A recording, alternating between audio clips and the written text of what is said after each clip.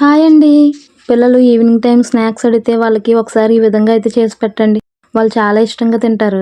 దీనికోసం అయితే ముందుగా నేను ఇక్కడ 2 అరటిపళ్ళను అయితే తీసుకుంటున్నాను. దీనిపైన అయితే పైన తొక్క తీసేసి ఇలాగ చిన్న ముక్కలుగా కట్ చేసుకొని ఒక మిక్సీ జార్లోకి అయితే వేసుకోండి. ఇప్పుడు ఇందులోనే 1/4 కప్పు బెల్లం అలాగే 2 యాలకులను కూడా వేసుకొని వాటర్ ఏమి యాడ్ చేయకుండా ఇలాగ మెత్తగా అయితే మిక్సీ పట్టుకోవాలి. ఇప్పుడు ఈ మిక్సీ పట్టుకున్న ఈ ప్యూరీని అయితే ఒక గిన్నెలోకి అయితే వేసుకోండి.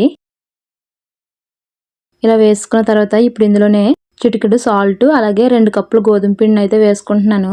మీరు గోధుమ పిండిని ఒకేసారి కాకుండా కొద్ది కొద్దిగా అయితే చూసుకొని అయితే వేసుకోండి.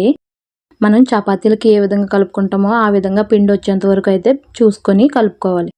చూడండి, ఈ విధంగా అయితే బాగా కలుపుకొని ఇప్పుడు దీనిపైన మూత పెట్టుకొని ఒక 10 నిమిషాలు అయితే పక్కన పెట్టుకోవాలి. 10 నిమిషాల తర్వాత అయితే డీప్ ఫ్రైకి సరిపడా ఆయిల్ అయితే స్టవ్ పైన పెట్టుకోండి. ఆయిల్ మరిగేంతలోపు మనం ఇక్కడ చిన్న చిన్న పూరీలు అయితే చేసుకుందాం.